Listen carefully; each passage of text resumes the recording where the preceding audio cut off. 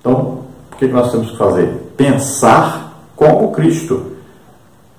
Então, Jesus pensava em quê? Você vai ver e vai seguir esses pensamentos, vai procurar pensar da mesma forma. E o pensamento central nosso é o quê? Ganhar almas, né? E ajudar as pessoas. Sempre o nosso pensamento deve estar ligado a Cristo. Cristo fazia isso, ensinava o Evangelho, pregava o Evangelho, abençoava as pessoas, curava, né? Fazia milagres. Então, o pensamento de Jesus era sempre ajudar. Então, ele dava a vida pelos outros. Então, esse é o nosso pensamento, essa é a nossa mente, mente de Cristo. Subtópico 3, espírito. O substantivo grego pneuma, traduzido geralmente por espírito, é usado ainda de forma metafórica, como modo de ser, atitude, forma de pensar. Se algum homem chegar a ser surpreendido em alguma ofensa, vós que sois espirituais, encaminhai o tal com espírito de mansidão. Gálatas 6:1. É uma atitude ou modo de ser que reflete a forma como uma pessoa encara ou pensa sobre o assunto. Essa expressão é usada em contraste entre o divino e o meramente humano. Marcos 2:8, Atos 17:16, 1 Coríntios 2:11, 5:5, Colossenses 2:5. Então veja bem, a palavra espírito às vezes é usada, né, com letra minúscula aí sempre, né? Então essa palavra espírito, ela às vezes é usada nesse sentido. Olha, espírito de mansidão, ou seja, o que é isso? Um atender ao lado bom, né, do pensamento, da mente. Espírito de mansidão, olha aí. Aí se falar coisa ruim, também é o espírito de contenda e tal. O que é isso? Está falando de um pensamento, um desejo, uma coisa ruim, olha só, do lado de Satanás, de demônios, né? Então, o seu pensamento deve ser governado de acordo com o pensamento de Jesus Cristo. Deve ser orientado, né? Governado, vamos dizer assim, seja empurrado para esse lado. Então, nós podemos controlar os nossos pensamentos. Então, a tentação vem, até Jesus foi tentado. Nós vamos ver lição sobre isso, né? Então, o pensamento vem de fazer uma coisa ruim, de pensar em alguma coisa ruim, pensar alguma coisa que é pecado, vem. E você vai fazer o quê? Quem governa o pensamento é você. Você desvia o pensamento, vai pensar nas coisas de Deus, vai pensar na palavra de Deus, vai pensar na coisa boa, né? Nunca deixar os pensamentos serem governados por Satanás. É aquele que diz aí, né? O pardal pode até fazer aí o serviço na nossa cabeça, né? Passando o ano aí, acertar a gente. Agora não podemos deixar o pardal fazer ninho na nossa cabeça. Então, pensamentos devem ser governados. Mantenha seu pensamento, sua mente cativo, preso na palavra de Deus, no desejo de seguir a Deus, de obedecer a Deus, de agradar a Deus. Subtópico 4, coração. O coração aparece em toda a Bíblia como centro da vida física, espiritual e mental, emotiva e volitiva. É a fonte de vários sentimentos e afeições, como alegria e tristeza. Provérbios 25:20, Isaías 65:14. O coração é a sede do pensamento e da compreensão. Deuteronômio 29:4, Provérbios 14:10. Seu uso metafórico aparece como a fonte causativa da vida psicológica de uma pessoa em seus vários aspectos, mas a ênfase especial dos pensamentos significa o homem interior. Mateus 22:37, 2 Coríntios 9:7, Romanos 2:5. Esse sentido aparece também no Antigo Testamento. Guarda o teu coração, porque dele procede as saídas da vida, como está em Provérbios 4:23. Então, muitas vezes a Bíblia usa aqui a palavra coração. A pessoa pensa, o meu membro, o coração. Quer dizer que o coração pensa, que é o coração que decide alguma coisa? Não, não é isso que está dizendo. Usa a palavra coração como sede, aí, né? Como alma do ser humano, como sede dos pensamentos, das vontades, dos desejos, dos sentimentos, né? Da intelectualidade. Então, quando fala aí coração, guarda o coração, não quer dizer esse coração membro do corpo lá, né? O órgão, está falando da alma. E a alma, então, tem que ser protegida. Então, nós temos que fazer o quê? Ler sempre a Bíblia, estar sempre lendo, escutando a palavra de Deus. Quando você lê a Bíblia, leia falando para você escutar. A Bíblia diz, a fé vem pelo ouvir. E o ouvir pela palavra de Deus. Então, veja só. A fé vai ser gerada em nós quando nós ouvimos a palavra de Deus. Então nós devemos ler falando para a gente ouvir. Devemos congregar para ouvir a palavra de Deus. É importante congregar, estar na igreja. Lá você vai ouvir a palavra de Deus. Por mais que as pessoas falem, né, dos seus próprios pensamentos, o que acham e tal, mas ali a palavra de Deus vai ser lida. E você deve ouvir essa palavra. Vai ser comentada e quando for comentada vai ser usado o que? A palavra de Deus para comentar a própria palavra de Deus. Então é importante você congregar e ouvir a palavra de Deus, estar sempre ouvindo a palavra de Deus. É importante você ler também e ouvir quando estiver lendo essa palavra. Então a fé será gerada e sua fé vai ser aumentada gradativamente. Então quando fala coração, está falando aí do homem interior, né? Está se referindo aí à alma do ser humano que deve ser guardada, protegida pela palavra de Deus, né? Sempre governada pelo Espírito Santo que está em nós. Sempre essas vontades, desejos, tudo deve ser controlado, dirigido, orientado, sempre debaixo então da submissão ao Espírito Santo que mora em nós. Tópico 3. Sobre a mente de Cristo. O sentimento que norteava a vida dos irmãos filipenses era de alegria e de comunhão.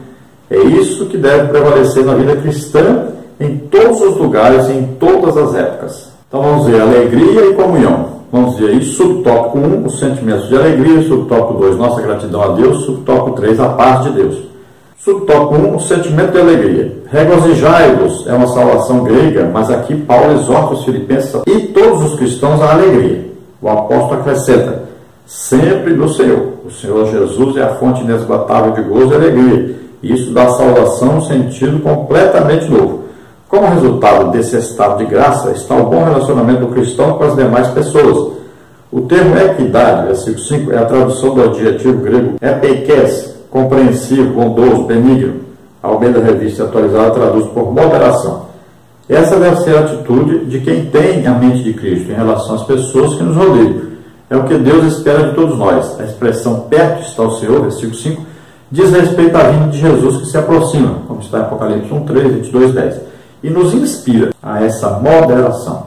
Então, regozijai-vos significa alegrai-vos. Sempre essa alegria é no Senhor. É uma alegria que vem de Deus. É uma alegria interior. Uma alegria de estar com Deus. De ter certeza da salvação.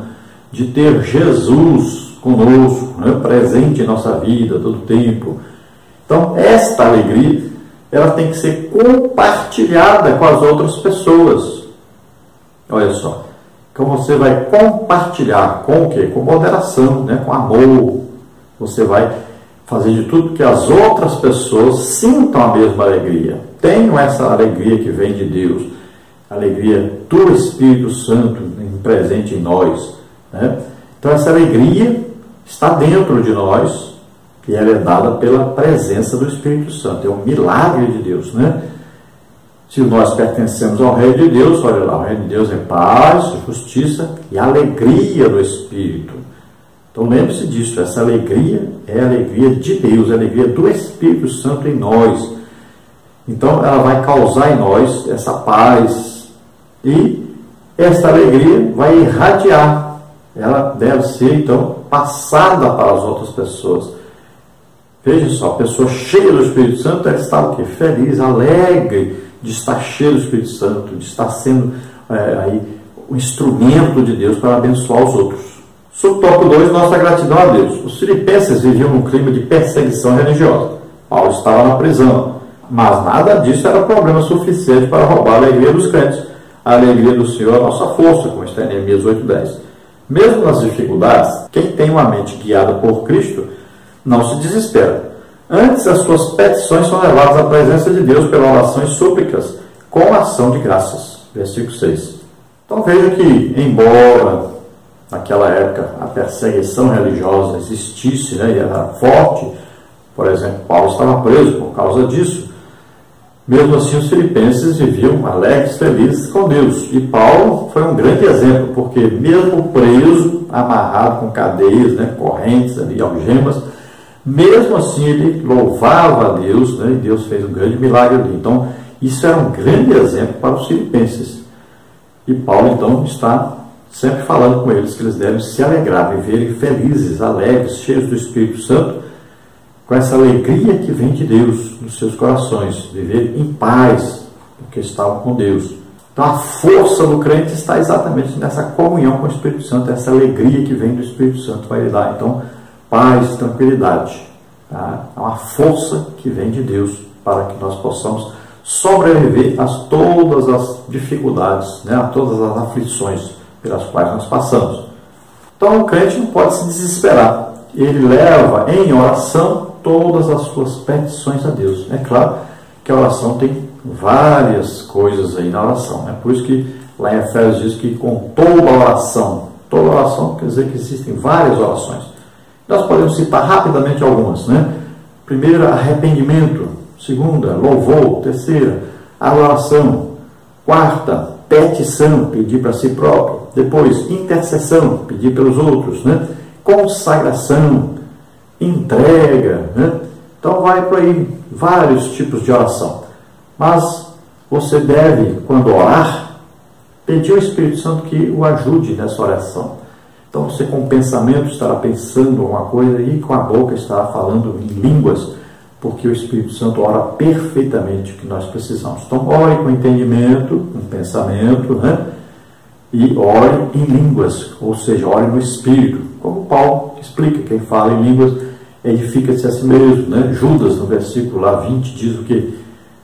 Orando, edificando-vos a vós mesmos, na vossa santíssima fé, orando no Espírito Santo, olha aí.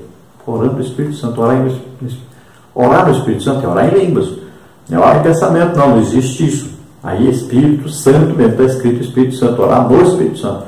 Não é pensamento, não. Então, é deixar que o que? O Espírito fale, né? Interceda por nós, leve a nossa oração, arrume a nossa oração e leve a oração perfeita até Deus.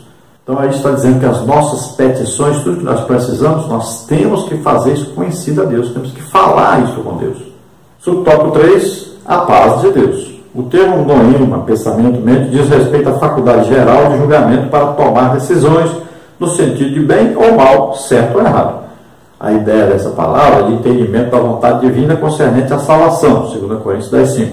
Esse noema pode se corromper, como está em 2 Coríntios 11:3, e se tornar endurecido, como está em 2 Coríntios 3:14, a ponto de impedir a iluminação do Evangelho de Cristo, 2 Coríntios 4:4. Mas a paz de Deus na vida cristã está acima de todos os bens que uma pessoa pode adquirir e sobrepuja todo entendimento, pois vai além da razão humana. Ela excede os vossos corações e os vossos sentimentos em Cristo Jesus, como está no versículo 7.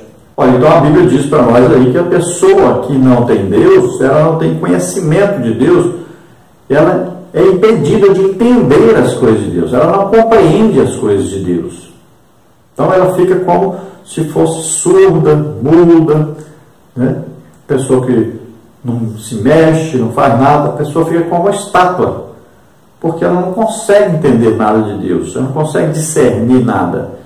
Então veja só, nós temos que ter essa paz de Deus que é conseguida o quê? Pela comunhão com o Espírito Santo, né? Uma vida santa, dirigida a servir a Deus.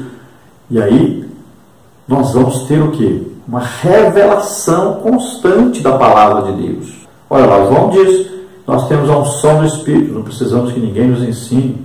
Olha só. Então a presença do Espírito Santo em nós nos traz conhecimento, né? Veja, a igreja quando começou, eles não tinham Bíblia, mas eles tinham íntima comunhão com o Espírito Santo.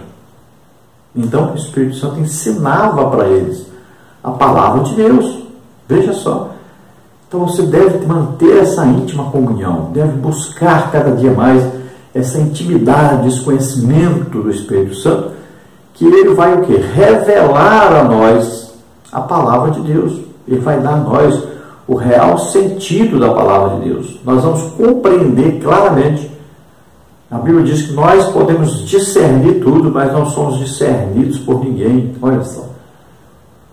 Ele dá a nós o que? A compreensão da palavra de Deus. Não apenas decoração.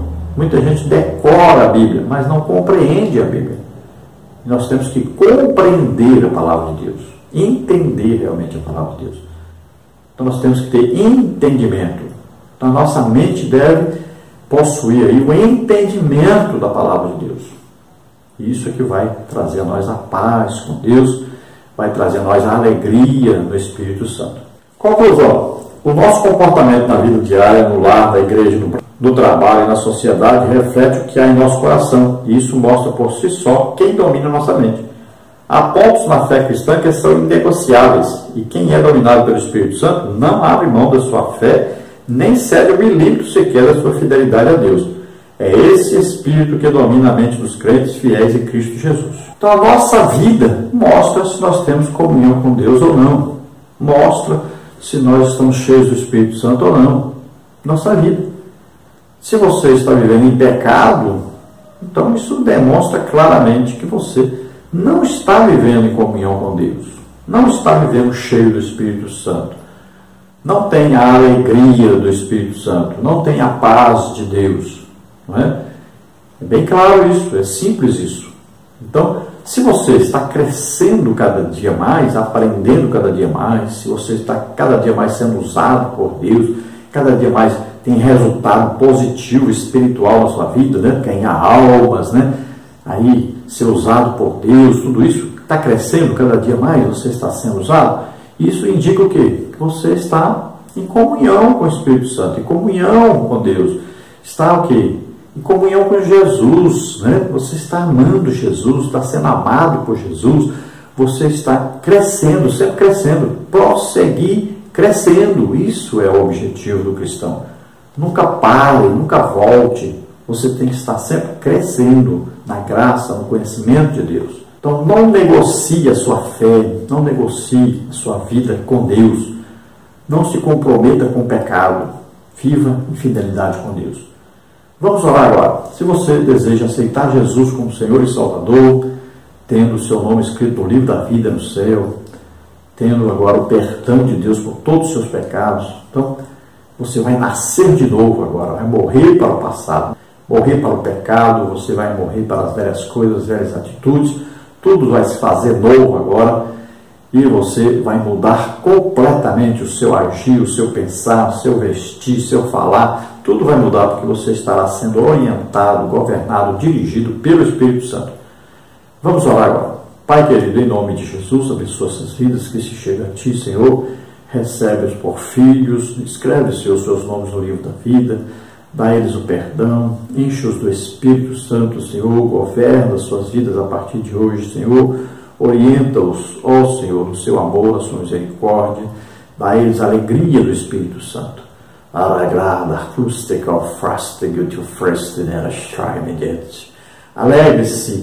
Alegre-se na presença de Deus, na comunhão com o Espírito Santo, seja feliz com Deus, viva uma vida de comunhão, viva uma vida de poder com Deus, faça a obra de Deus, ganhe almas para o Senhor, tem um grande trabalho para você fazer, faça essa obra, em nome de Jesus. Você que está doente, enfermo, em nome de Jesus, receba agora a tua cura, em nome de Jesus, solta essas vidas, em nome de Jesus, toca, Senhor, deles, dá a eles, Senhor, saúde física, saúde espiritual, saúde mental, em nome de Jesus. Amém. Glória a Deus. Está aqui.